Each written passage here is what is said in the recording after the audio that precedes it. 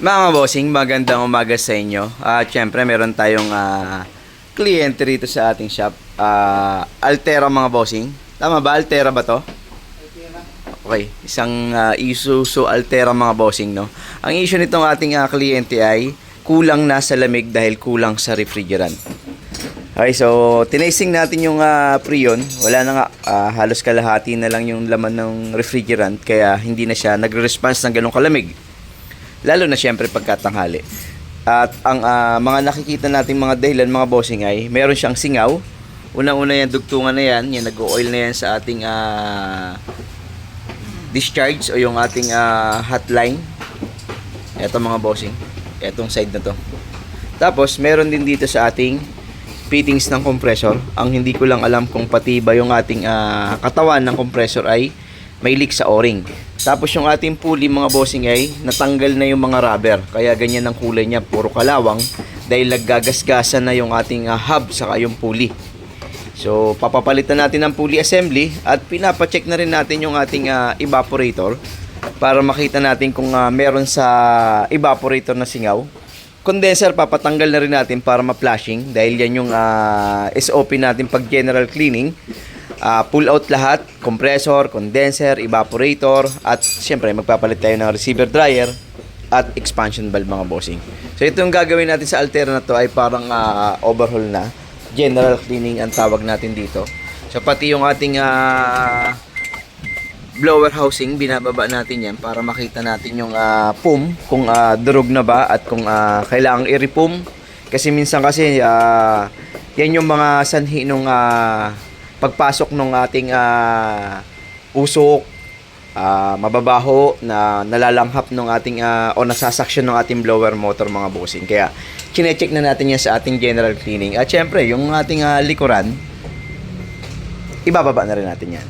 So ito yung ating rear evaporator nitong ating Altera mga bossing. Okay, so general cleaning, flashing, palit valve sa dryer, hanapin ang singaw kung meron pang makikita maliban doon sa mga isa ng palatandaan na may singaw dahil nga pagka nag-oil yung isang dugtungan mga bossing ay may leak dahil yung Freon sa kalangis ay magkasama siyang umiikot. So yun yung mga basihan ng ating mga technician. Kahit tayo naniniwala na merong leak yung isang portion na yon o yung parte ng pyesa na yon pag meron siyang langis. Kung wala namang ibang tatapon na langis galing sa ibang parte ng sasakyan, matik yun mga bossing na may leak yung ating dugtungan. Okay? So, tingnan natin kung ano makikita natin pagka na-pull out na natin lahat. Pero yung evaporator sa harap na tanggal na pala. Eto.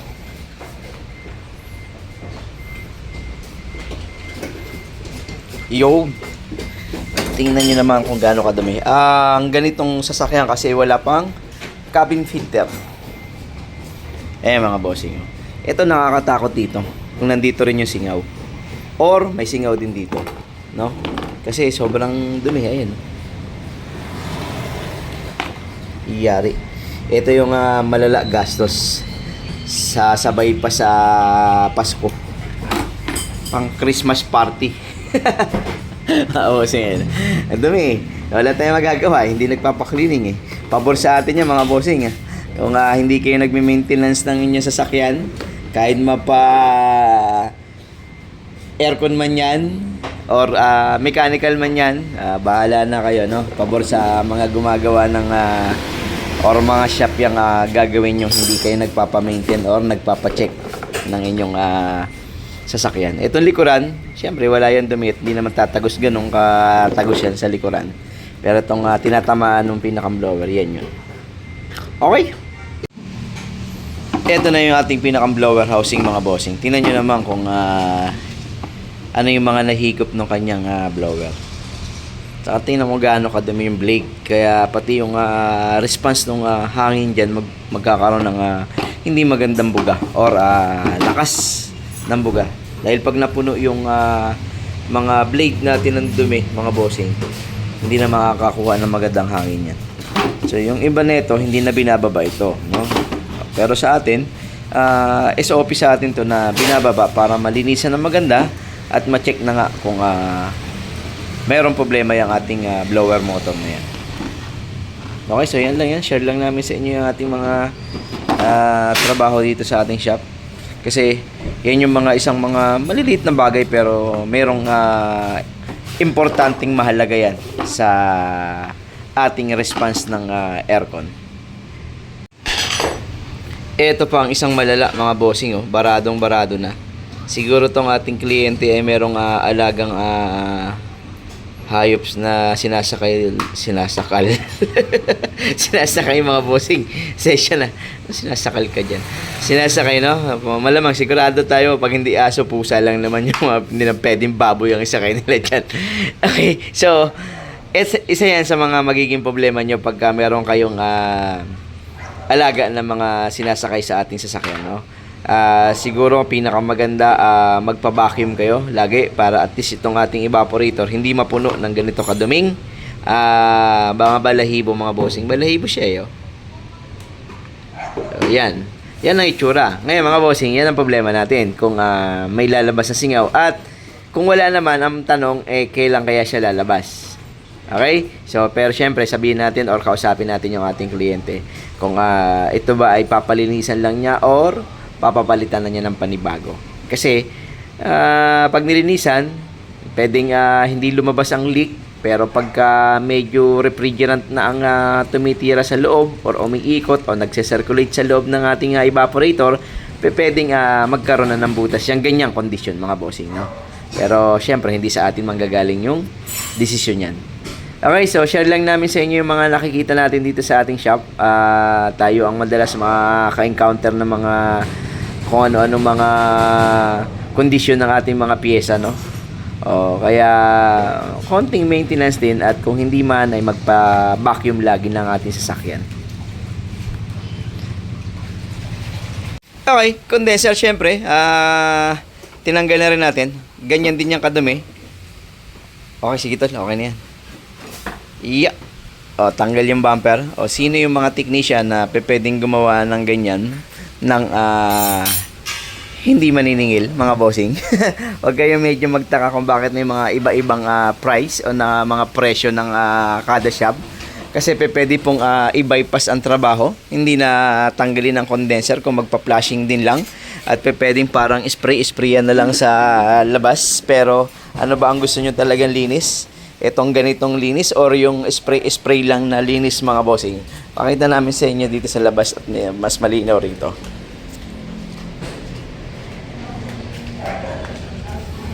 Ayan mga bossing, So yung nandito, merong intercooler turbo ata yun. Tapos nandito yung pan.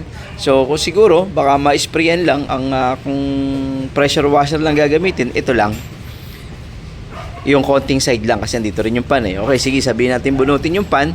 Ito lang, pero ito hindi malilinis, no? Kaya mas pinipilit natin na i-pull out lahat. Dahil gusto natin yung, lalo na year model niya mga bossing, 2011. Kung 2011 at hindi pa napupull out tong ating condenser, huwag kayong kumuha ng magandang lamig kung ang mga pins niyan ay barado na ng dumi. Ang sekreto ng aircon ay nandito magmumula yan kay condenser. Kung gaano kaganda ang magiging response ng condenser nyo pagdating sa tanghali, lalo ng tanghali. Kay gabi, walang problema, wala namang high pressure sa gabi dahil malamig ang klima ng panahon. Pero pagka tanghali, diyan na magkakaroon ng problema yan, at doon na rin magkakaroon ng problema yung ating langis. Mahihirapan ang compressor, doon na masisira din yung compressor. Kaya palatandaan na yung ating pulley na nahihirapan na siya, kaya siya ibumigay na. So ang maganda rito, hindi pa naman siguro apektado or problema yung compressor, no? Yung loob, yung pulley lang. So okay lang yun, medyo mura-mura yun kaysa sa buong compressor. O yun lang mga bossing, share lang namin sa inyo yung mga nai-encounter natin na ganyan.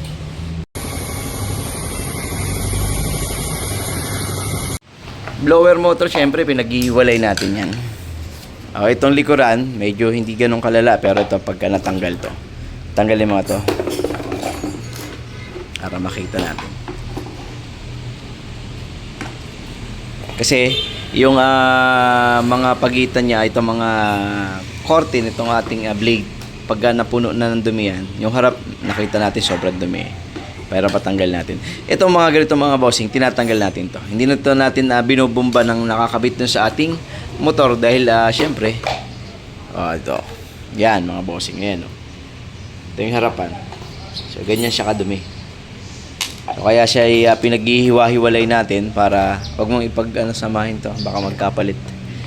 Para mas maganda yung ating trabaho. Okay? So, kaya wag kayong magtaka kung bakit may konting pagkakaiba ng presyo sa labor yung ating baka na-encounter nyo, no? Compressor mga bossing, leak test natin yan. Meron tayong 200 PSI. Wala naman leak. Very good naman mga boss. Wala pa siyang leak. Okay. Ito yung pulley niya mga bossing. Naghiwalay na yung pinakang front plate niya. Yung hub natin dito sa ating hindi hiwalay pala talaga dito sa kanyang housing. So naghiwalay na. Ayan na, hindi na sila bate, naghiwalay sila. Okay, yan yung ating pulley assembly mga bossing. So yan na yun. Kasi malalim na rin yan. So hindi yan uobra. Okay, pulley assembly. Mga bossing, ito na yung ating rear evaporator. Sinama na natin sa housing para ang buong fittings ay maligtas natin. Kasi pagka niligtas lang namin yung pinakang evaporator tsaka yung valve, hindi namin makikita yung sandugtungan. Kaya sinama na natin dito sa ating housing yan, no? Tapos, hindi na natin siya tinira ng chemical kasi hindi pa mapapalitan tong likuran. Pagka po kasi pinaputi natin yan, may mga ginagamit po kasi ang mga shop o ang mga technician, yung sinasabing lye o merong liquid lye. So yun po yung mga panglinis ng aluminum. Pero ang problema po kasi pag sobrang luma na ng pyesa, medyo manipis na, kinakain siya ng panglinis, pwedeng mabutas. Ngayon kung wala rin lang namang balak palitan, wag natin gawin yung ganun na chemical na panglinis, no? Kasi pag tinira natin siya ng ganun katinding panglinis, baka po magkabutas-butas siya or mabutas. Kasi nga lilinisin niya yan. Ang problema, paano kung may mga nakatikit na corrosion dyan, tapos natanggal, o hindi mabubutas, wala pang pamalit. Okay, pero yung isa po sa harapan, in-advise natin talaga na palitan dahil po may mga nakita kaming oil or palatandaan na may singaw sa kanya. Kaya pinapalitan po talaga natin yun. Pag sinabay pa natin tong harap, syempre kahit pa paano, dagdag dyan po yan sa gastos, no? Kaya hindi na muna natin siya papaputiin na parang bago. Okay? Ganyan na lang muna ang itsura niya. Ang maganda lang dyan ay tagusan na yung hangin. Wala na mga nakabara-bara. Okay, so rear evaporator natin, negative naman sa leak. Syempre mga bossing, i-fast forward na natin tong ating Altera dahil nakakabit na lahat ng ating mga pyesa at maglo-load na tayo ng refrigerant mga bossing. Meron tayong vacuum na ginagawa bago natin i-load yung ating refrigerant para syempre mas sulit yung refrigerant na walang contaminate na hangin sa loob. Kaya nagbabacuum tayo na medyo matagal mga bossing, no? So yun na yung ginagawa natin dito sa ating Altera at mamaya makukuha natin ito ng final nating reading ng low side, high side at syempre yung ating lamig sa loob kung ilan na makukuha. Kaso mga bossing, may hindi magandang panahon, no? Medyo may ambon dito sa atin kaya malamig yung klema ng panahon. Pero syempre, magbabase tayo sa tamang reading ng ganitong klema ng panahon na dapat meron yung ating Altera na yun. Mga bossing, ang original na wiring nitong ating condenser fan, nakasama to sa makina. Pagka uminit na yung makina, saka lang siya gagana. Okay, pero ang ginagawa na natin sa kanya para mas makatulong siya kay aircon, sinasabay na natin siya kay compressor. Pagka nag-on ng compressor, dapat ay gagana na yung ating fan. Ito kasi yung relay niyan mga bossing Ito yung relay, dito yung nakalagay. Ngayon, pag nirekta natin yung fan niya, gagana yung, pakita ko sa inyo para kung sakali yung Altera nyo, palagay nyo na rin lang sa aircon. Ito yan mga boss, rekta. Ayan, kumano. Patay.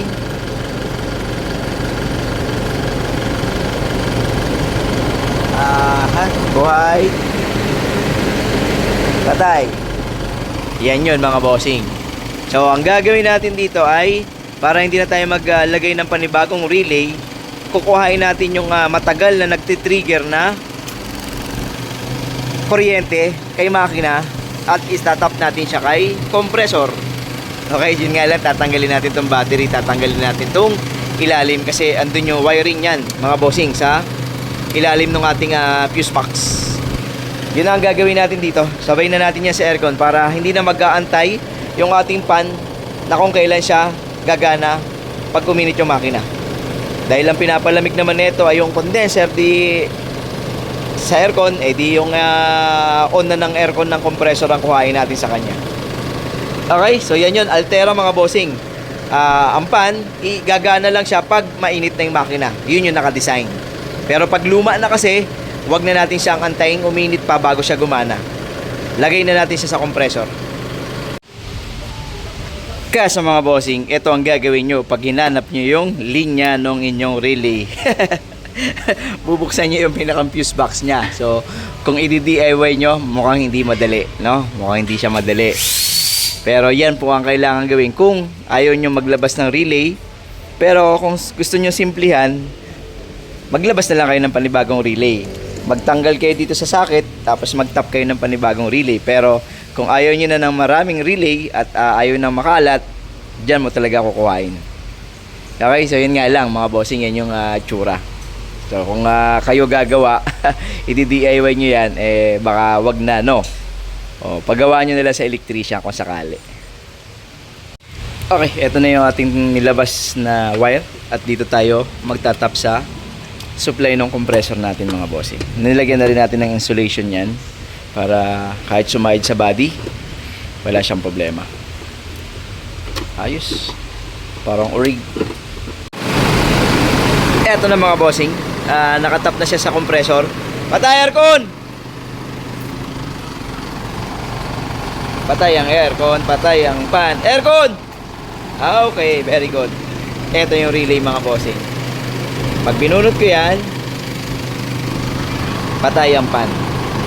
Okay, so wala tayong makalat na relay. Tama? Okay, so pag kinabit ko yan, gagana yun. Papatayin natin lahat. Baka naman gumagana siya pag patay ang makina. Pre, patay ang aircon sa makina. Okay, so very good. Hindi na ka-engage, so patay lahat. Ayos na. Okay, start mo na. Very good na yan. Ito na yung final na reading natin mga bossing. Ang low side natin ay 25. High side natin ay wala pang 150. So napakaganda na reading nung napagana natin yung pan pagka nag-on yung compressor. Kasi wala siyang init na mamumuo mga bossing, no? So mas mapapalamig agad niya yung ating condenser. At syempre, tingnan natin yung lamig sa loob. Pero maambon.